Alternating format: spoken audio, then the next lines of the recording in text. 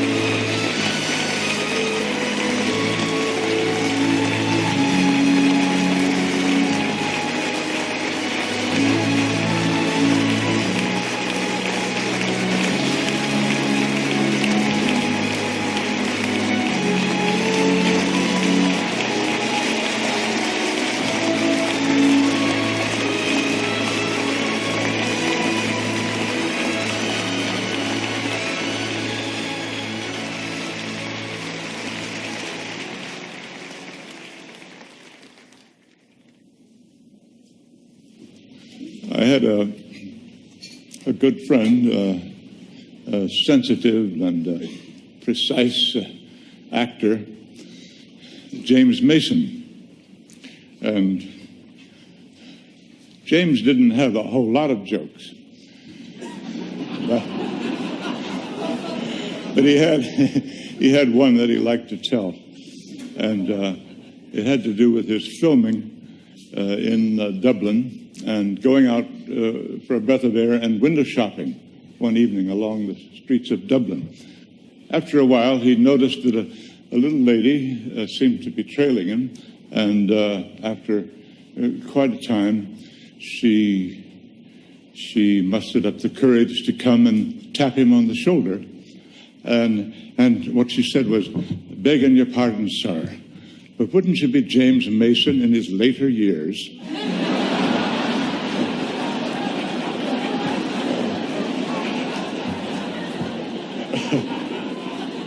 Well, it's a nice Irish phrase. Later years. It's candid, it's accurate, it's dispassionate, but it's comfortable, allowing for the possibility of more to come.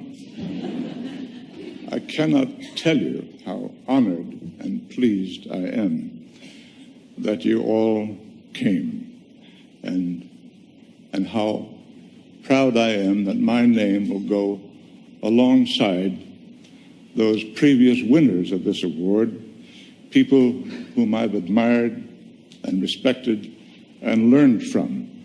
I'm still trying to figure out how I got here. Probably it began with my first job on Broadway. I'd been training for 2 years at the neighborhood playhouse with the teaching of Sanford Meisner, and we ended our 2 years with what was called a demonstration play, and directors and producers and people of the theater were invited to come and watch us do our stuff. And the next morning, it was the custom for the students to go back to the playhouse to see if anyone would call.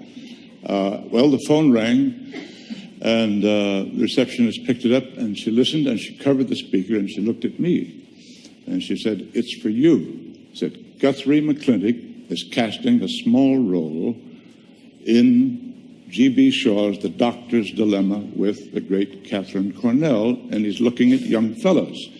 Well, by that time, I was halfway down the stairs. I knew where the office was. I'd left my 8x10s there. I ran down the stairs. I ran half a block west to 6th Avenue. I sprinted 4 blocks up to 50th Street. I slid into the lobby of the RKO building, into an open elevator, up to the 8th floor, ran down the hall.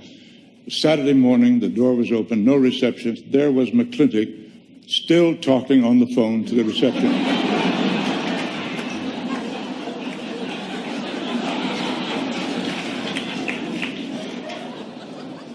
And he saw me, and he started to laugh, and he was one of those laughers who segues into a cough,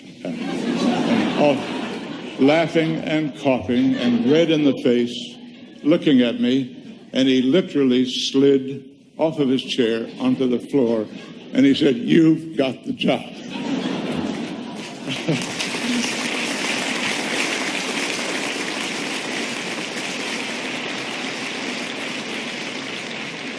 Along the way, the associations have been so rewarding.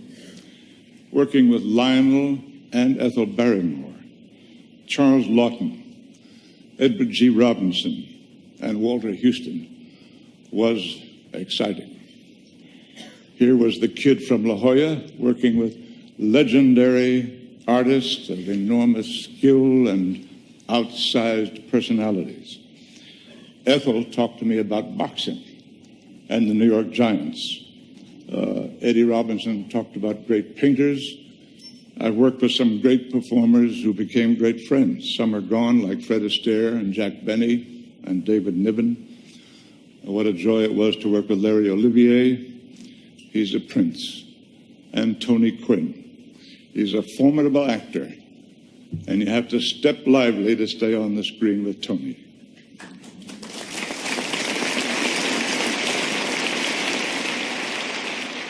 Dear Audrey, Betty, Jennifer, Jane Fonda, Angie Dickinson, Dorothy McGuire, I thank you all. The directors, Henry King, Raoul Walsh, Willie Wyler, Bill Wellman, King Vidor, Vincente Minnelli, and all the others. I owe them so much. Not everything, but a lot. There have been a lot of glamorous financial news in the papers lately. Multimedia conglomerates, billions of dollars in assets, and much more such mergers are to come, so we are told. Well, I would like to hear some glamorous talk about elevating the quality of films and television.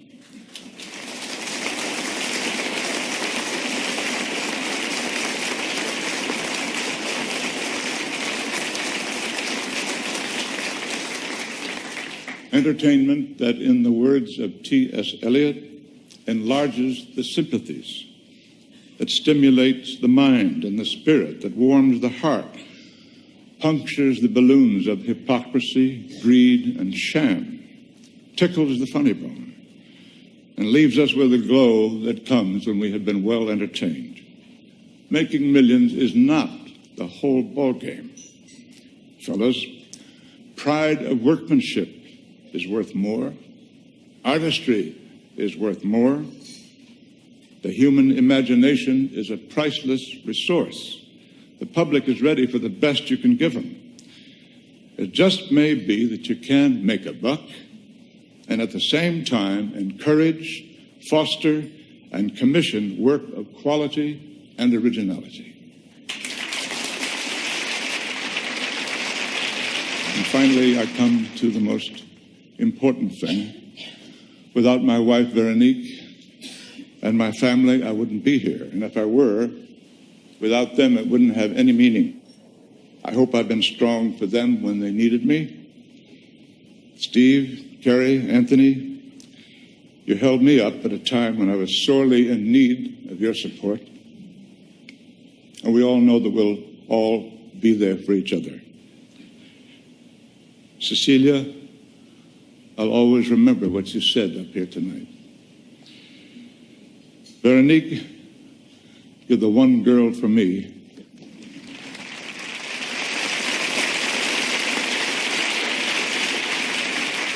I'm not going to embarrass you by choking and telling you on national TV how much I love you. At least I think I'm not, but I'll see you later.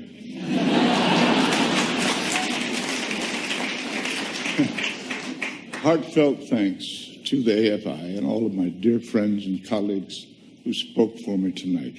I'm deeply grateful. Special thanks to Audrey, and thank you all.